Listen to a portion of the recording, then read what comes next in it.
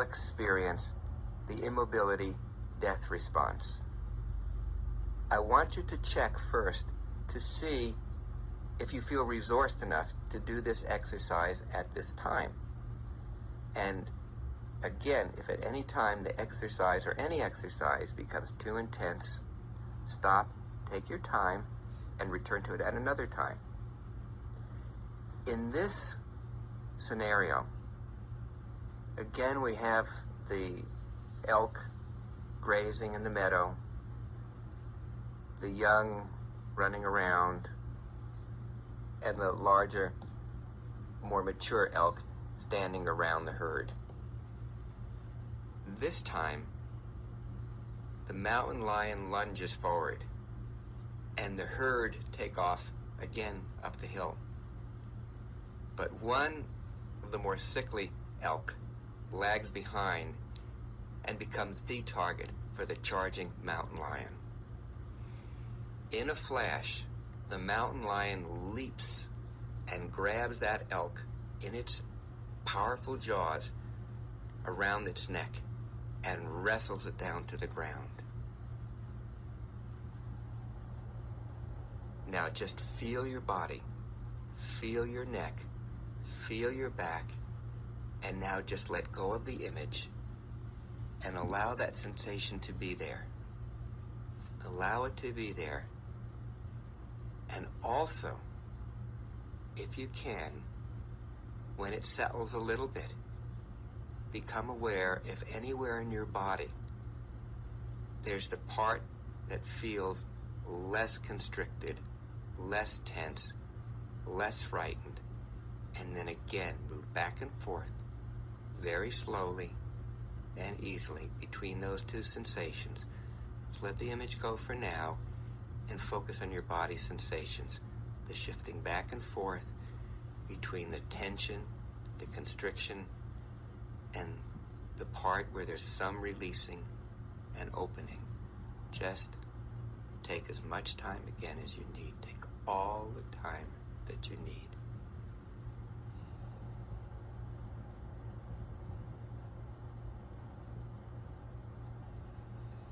The mountain lion grasps the neck of the elk, twists it and pulls it to the ground. And at that moment, and as you identify for now with the elk, your body collapses and becomes immobile.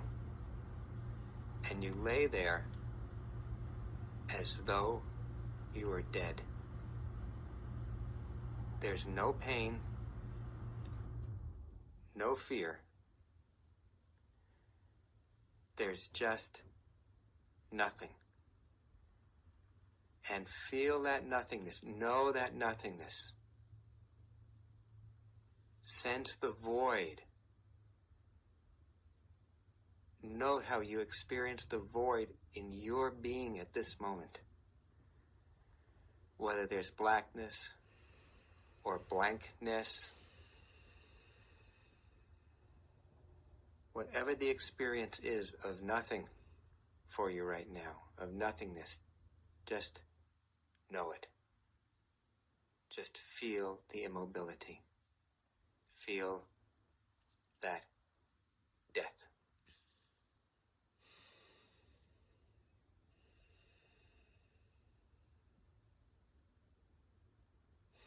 And as you observe this, looking at it from the outside, it almost seems like at that moment when the mountain lion locks its jaw on the neck of the elk and throws it to the ground, it's like it collapses into the earth. And as you're in that state that's like death, it's not really death, it's immobility, that you can't move, that your body is unable to do anything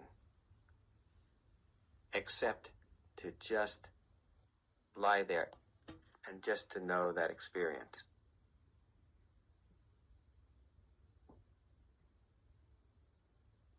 And even though there's no movement at all, you may still be aware of certain sensations. For example, your heart beating, and even your breath. And feel both of that as part of the immobility, as part of the death-like state.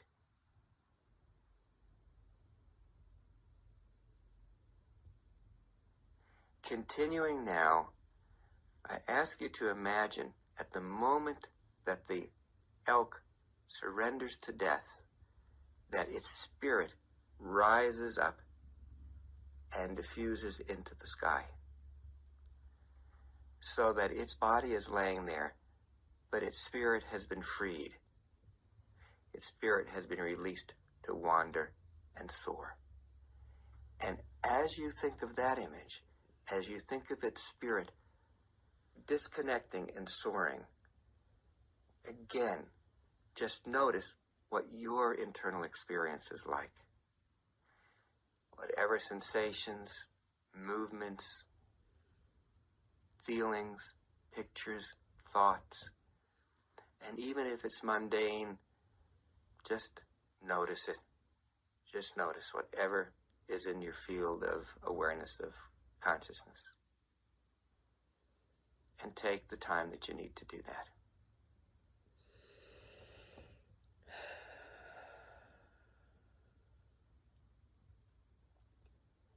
So, in the last scenario, we left all the parts of the spirit dissipated out into the cosmos. Now, I want you to now imagine that two of those pieces in some way recognize each other and come back towards the body and find a place to be in the body of that elk, and then another, and then another. And that with each breath that you take, more and more pieces come together. 2, 4, 8, 16, 32, 64, 128, about 250, 500, 1,000, 2,000. With each breath, the particles come together. 4,000. The particles come together more and more. 8,000, 16,000, 32,000, 64,000. With each breath, the particles come together, recognizing where they belong in a new and in a perfect relationship. With each breath, the particles come back and find their rightful place in the body. And as if by magic, the older, more sickly elk rises on its knees, onto its legs, begins to shake and tremble gently, and then feels itself reborn and young and new and vital.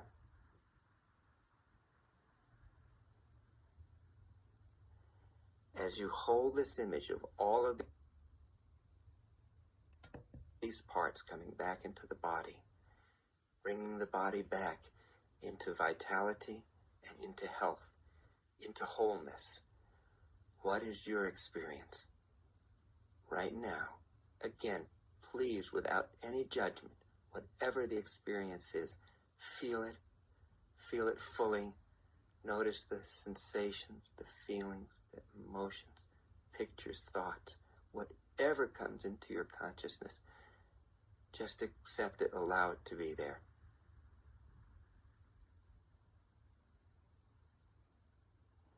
And the mountain lion is no longer there as the herd graze restfully, peacefully, the young playing and jumping, suckling for their mother's milk, together again as a herd, safe, grounded. And all around you are the strong, dominant males and females that protect the herd. And just let this experience settle and be. Take all the time you need. Now, to some people, this may have been a very challenging exercise. To others, there may have been very little effect. It doesn't really matter, because as you do these exercises again and again, different experiences will emerge. Now, obviously, something like this may have happened to you. You may have been attacked by a person. You may have been overpowered, molested, or raped. In those kinds of situations, as well as the more mundane trauma that we've talked about before throughout this series, we do experience a death. Trauma is like a death. Now, in many Eastern and Buddhist traditions, 4 gateways to awakening and enlightenment are seen. The first one is years of very structured, disciplined meditation. The second is death. When you actually die physically, we have the opportunity to surrender to death. The third is through deep sexual ecstasy. Unfortunately, in our culture, most of what people think about as sex has more to do with titillation and release of tension rather than true deepening of emotions and feelings and sensations through a deep, enduring, creative sexual relationship with a partner. And the fourth portal, seen towards awakening, is trauma. And the reason is because when we've been traumatized, and we have in some ways contacted death, experience of death. Now, in being able to complete that experience and to feel the death and to allow the death to move through into the rebirth, we experience that opening afforded by death without actually having to die. And many people I know who work with the dying report that even as they do surrender, it's mixed with a deep sense of regret that they weren't able to have the surrender earlier in their lives. So in this way, trauma really gives us an opportunity to experience that deep dimension of being, the surrender to death, and in moving through that, transforming it, awakening into a birth. So trauma, in a way, kicks us out of the birth canal of a confined consciousness and allows us this much more expanded experience of ourselves as biological, psychological, social, and spiritual beings. So, while I am not suggesting that anybody go out and get traumatized, know that in working with trauma, this potentiality for transformation exists in all of us. In all of these scenarios, in all of these parts of the exercise, leading up to the near-death experience, the NDE, you learn to pendulate between 2 aspects of the experience. One that was positive and expansive, the other which was darkening, contracting, fearful, death-like.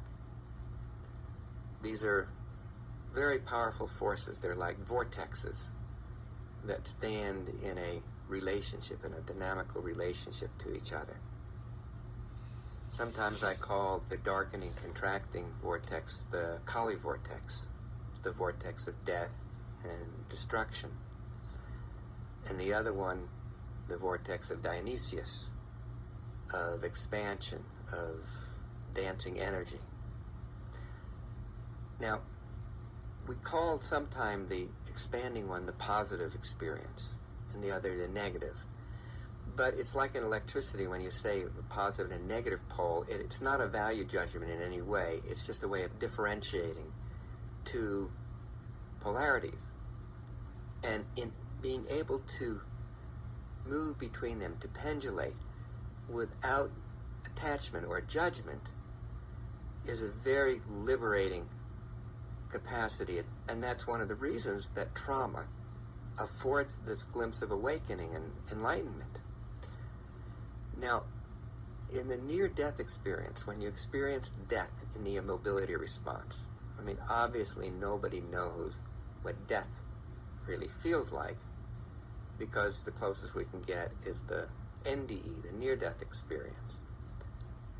But most of the people who have had near-death experiences, NDEs, report profound things happening in their lives, often for the better, but not always.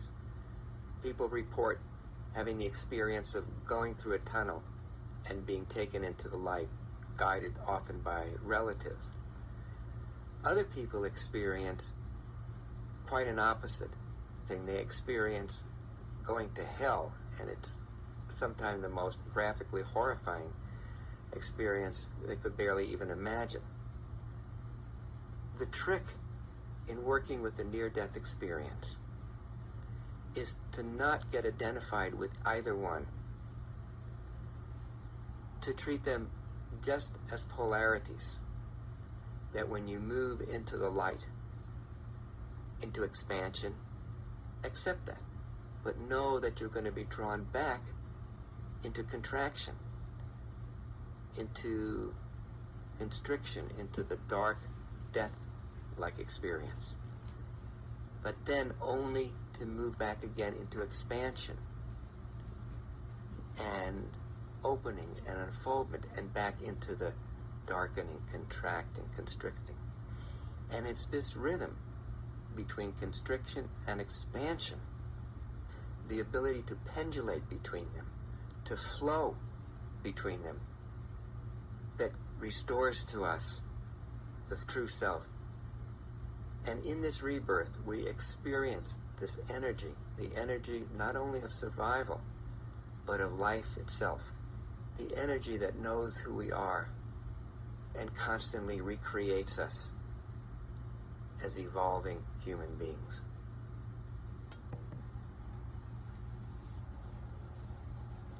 So when we experience the light, visions, and feel beautiful states of expansion and peace, it's important not to try to hold on to that, because the experience is still incomplete. It's being able to move between the experience of light, of expansion, of archetypal images, and the experience of death and nothingness. So we are constantly, in every cycle, being destroyed and being reborn. We move between Kali and Dionysius. And in moving between these two masters of polarity, we find the center, which is the self.